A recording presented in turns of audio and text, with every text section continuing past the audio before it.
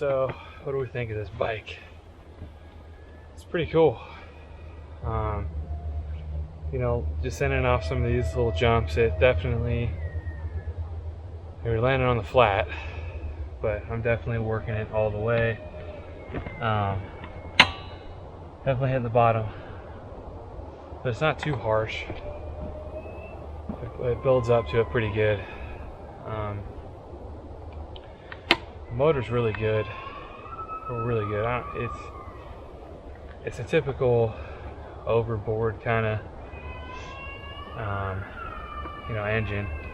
It has a lot of hit off the bottom, and it works really well for cruising around. You just gotta, what I did to counteract the flame outs was to just crank the idle up a little bit. It keeps it from stalling sometimes when you first grab the clutch on a corner or something. But other than that, it runs really well. It idles good. It's got a lot of power. I mean, my wife has a F150, and that bike likes to rev out. This one didn't like to rev out as much until I added the bigger carb, which I highly recommend. I have another video of that, so you can watch that one. It's also a Nibby carb, which is bigger, but it's a direct bolt-in. That really helped open it up. Otherwise, I mean, I feel like it was only useful from like 4,000 to 6,000 RPM or something. But now it'll rev up a little bit more, which makes it a lot more fun for sure on the kind of tracks and stuff, especially when you want to hold a gear a little longer, instead of trying to shift up and down, which is not, I mean, we're riding dirt bikes, but still, it's a lot more user friendly to not have to just constantly keep it in that little sweet spot. So that made a big difference. I've got 6 hours on it, looks like, on the hour meter, which I put one right here.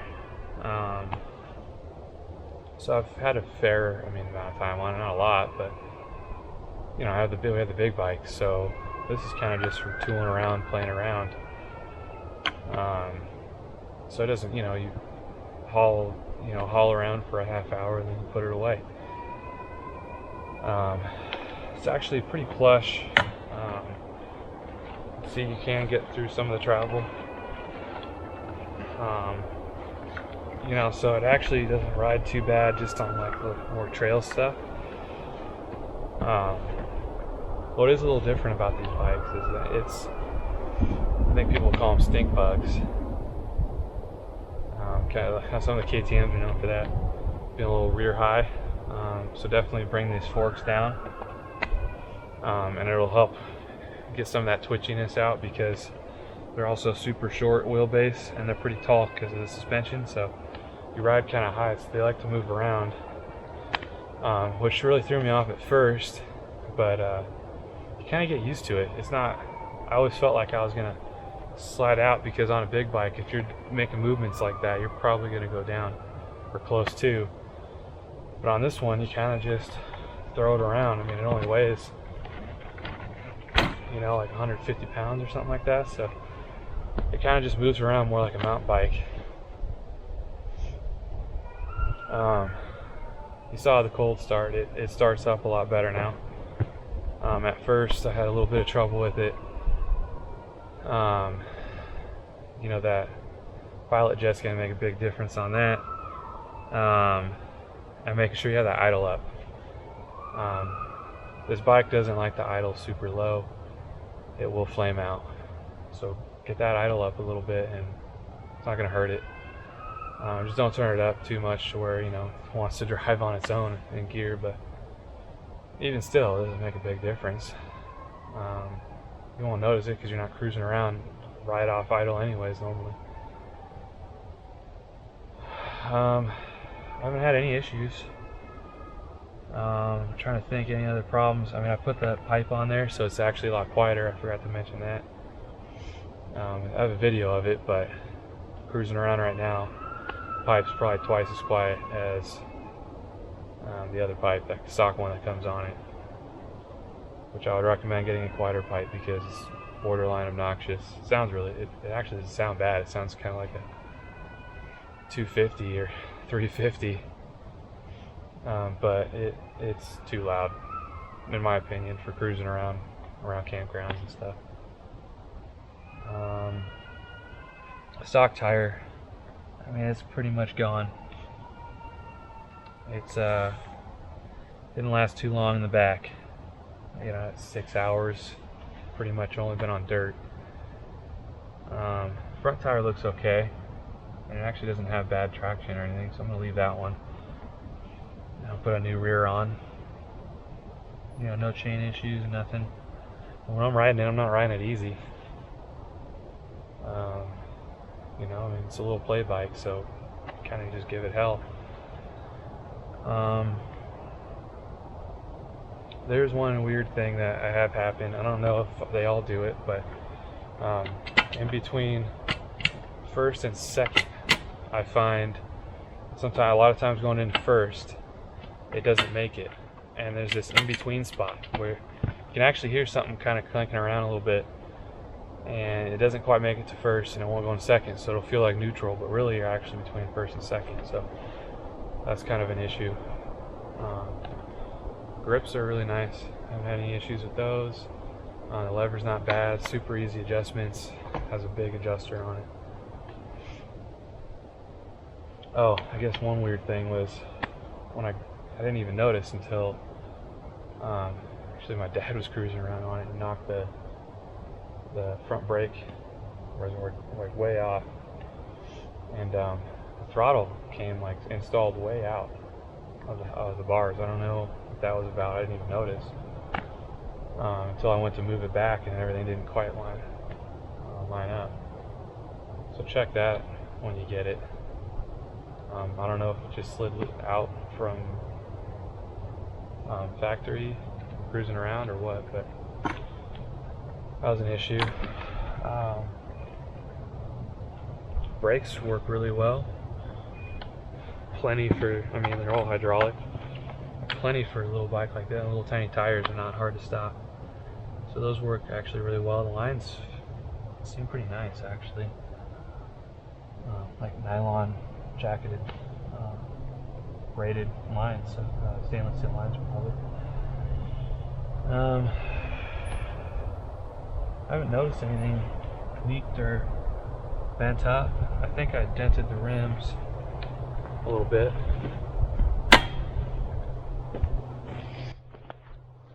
At some point.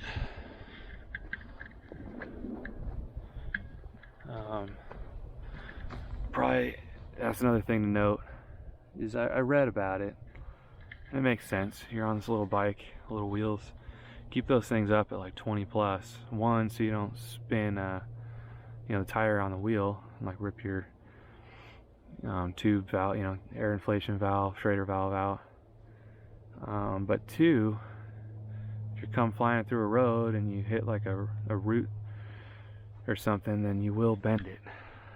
And I hit the front and back, and it just tweaked it just a tiny bit. So I don't even know if I'll mess with it. But I am happy with everything else right now. This pipe's still working out really well. Looks really good. You can see this tire. It's pretty much gone. This bolt loosened up after a little while. For a couple hours, had to retighten it. Everything looks pretty clean still. No oil leaking or anything else. You can see the carbon there. Things working out really well. Front tire still looks pretty dang nice. You can see I'm coming down into travel quite a bit. My dirt lines. Grips coming out really well. Grips are working out really well. Set the brakes. I think it looks nice. Here's why I actually installed our hour meter. Right there. It's a perfect little spot for it. easy to see, and yeah, so it's a pretty cool bike. It's recommended for sure. Now I haven't had it on a, so you know, quote unquote real track, just this little makeshift track, this campground pretty much, or my different people's properties. But so I mean, I'm landing on, you know, flat ground, and definitely using up the whole suspension. I would say if you're really gonna push it, you know, you might even want to go to some of the adjustable valving suspension they sell. I think D&M makes a rear one, and I don't know who makes the front forks, but I've seen them all on Wholesale Cycle, I think, stuff like that. Hey. So, yeah, you can buy all that stuff on there. What do you think, Garrett? Do you like the bike? Yeah? Is it fast? What do you think? Would you like to ride on it? Yeah? Whoa. Yeah, so, I mean, let me know in the comments if you guys have any questions about it, and I'll try to answer them. But yeah, overall, it's been a great purchase. I think they bumped the price up a little bit. It's probably still worth it. I mean, I don't really know what else you'd go with at this point. I mean, unless you go with like a 110, you know, modded up or something. But even still, at $2,000, I mean, finding a used bike nowadays, that's not less than that. That's all beat up, and you're gonna have to put another $1,000 into. It's gonna be hard to find. So I think overall, it's still a pretty good deal. So yeah, I would recommend it. Alright, one other thing I forgot to mention was that front sprocket. I bumped that up. It's for sure too low, the gearing, so I bumped it up, I think, a tooth. I'm probably gonna bump it up one more. But stock, man, that first gear is good for like 5 miles an hour. It's super low, especially with that stock carb, and you would run out of gear like way too fast.